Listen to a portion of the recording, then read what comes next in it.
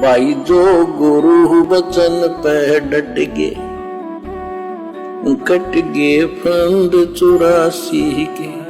भारत देश के काशी नगर बनारस में सन 1398 से सन 1518 तक जुलाहे की भूमिका करते हुए लाखों हिंदू तथा मुसलमानों को इबादत की सही विधि बताई।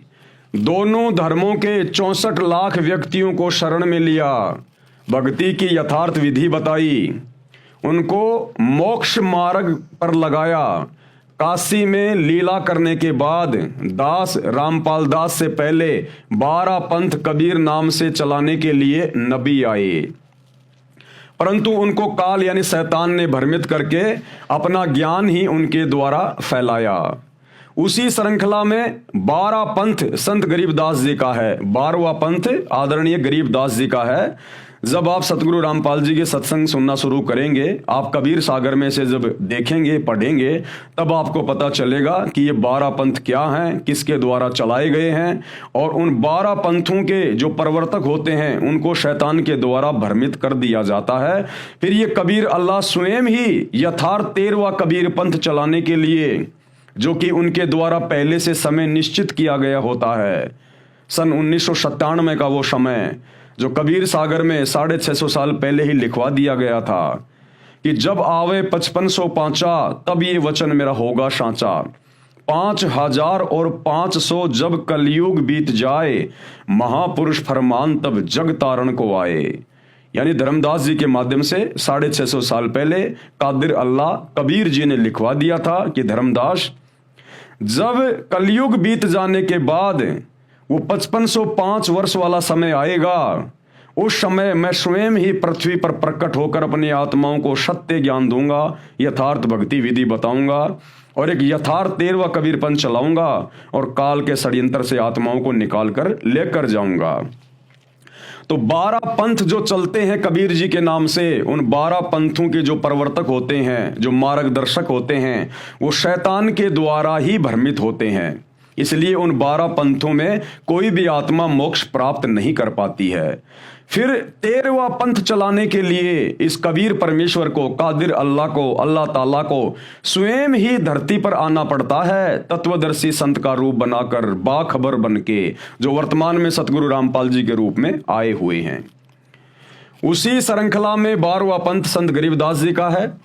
संत गरीबदास जी को संपूर्ण ज्ञान मिला, यानी उस 12वें पंथ में ये कादिर अल्लाह, ये कबीर परमेश्वर आदरणीय गरीबदास जी को मिले, उनको शतलोक लेकर गए, सारी व्यवस्था से परिचित कराया, फिर उनको वापस नीचे छोड़ा और गरीबदास जी फिर काल के प्रभाव में नहीं आए और गरीबदास जी ने कादिर अल्लाह, अल्लाह ताला, कबीर परमेश्वर के ज्ञान का ही प्रचार किया और उन्हीं के द्वारा दिए गए तत्व ज्ञान आधार से उन्होंने सदग्रंथ साहिब की रचना की, जो वास्तव में 5वां वेद है, जिसको सूक्ष्म वेद कहते हैं।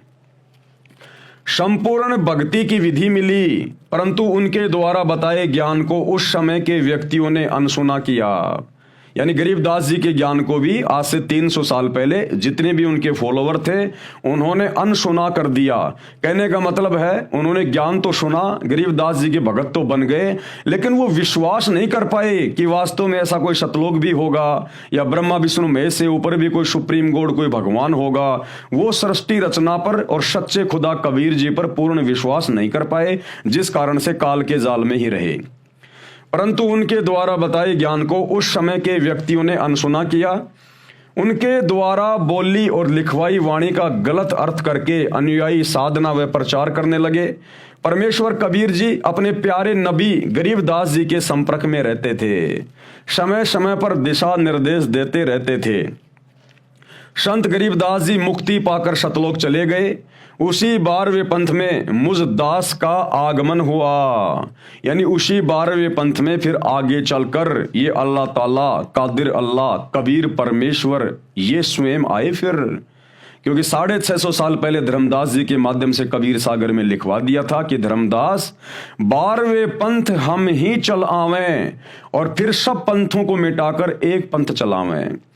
यानी जब गरीबदास जी का 12वां पंथ चल चुका होगा और 12वें पंथ के अंत में, एंड में, मैं कबीर स्वयं ही 12वें पंथ में जाऊंगा और एक मुंह बोला गुरु बनाऊंगा, एक भगत की भूमिका करूंगा, और फिर आगे चलकर जब 12वें पंथ का समापन हो जाएगा, एंड हो जाएगा, उसके बाद मैं स्वयं ही 13वें पंथ को चलाऊंगा और अपनी भूली भटकी हुई आत्माओं को शैतान के इस काल के षड्यंत्र से बाहर निकालकर सतलोक लेकर जाऊंगा। तो भाई और बहनों, 17 फरवरी 1988 को सतगुरु रामपाल जी ने आदरणीय गरीबदास जी के 12वें पंथ में, उस समय 12वें पंथ के अंतिम गुरु एक अच्छी आत्मा आदरणीय रामदेवानंद जी थे। तो सतगुरु रामपाल जी ने 17 फरवरी 1988 को लीला करते हुए आदरणीय रामदेवानंद जी को अपना मुंह बोला गुरु धारण किया 12वें पंथ में प्रवेश करने के लिए, अपने द्वारा 650 साल पहले लिखवाई गई वाणी के अनुसार।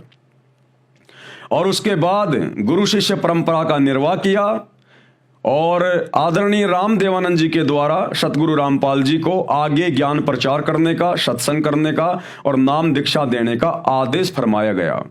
और सन 1994 से फिर सतगुरु रामपाल जी ने अपने यथार्थ 13वें कबीर पंथ की शुरुआत की और आज वर्तमान तक वे अपने ज्ञान को इसी प्रकार से प्रचारित कर रहे हैं। लाखों आत्माएं आज उनके संपर्क में हैं, उनके तत्व ज्ञान को स्वीकार कर चुकी हैं और मर्यादा में रहकर अपनी सच्ची इबादत करते हुए सतलोक जाने की तैयारी कर रही हैं।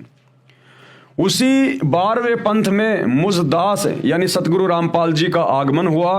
अब 13वां यानी अंतिम नबी व रसूल दास यानी संत रामपाल जी हैं, यानी ये अंतिम नबी हैं। अब अंतिम नबी का मतलब अब इस कबीर परमेश्वर जी के द्वारा अब किसी को भी सतलोक ले जाकर उनका ज्ञान योग नहीं खोला जाएगा, उनके अंतःकरण में वो ज्ञान नहीं डाला जाएगा।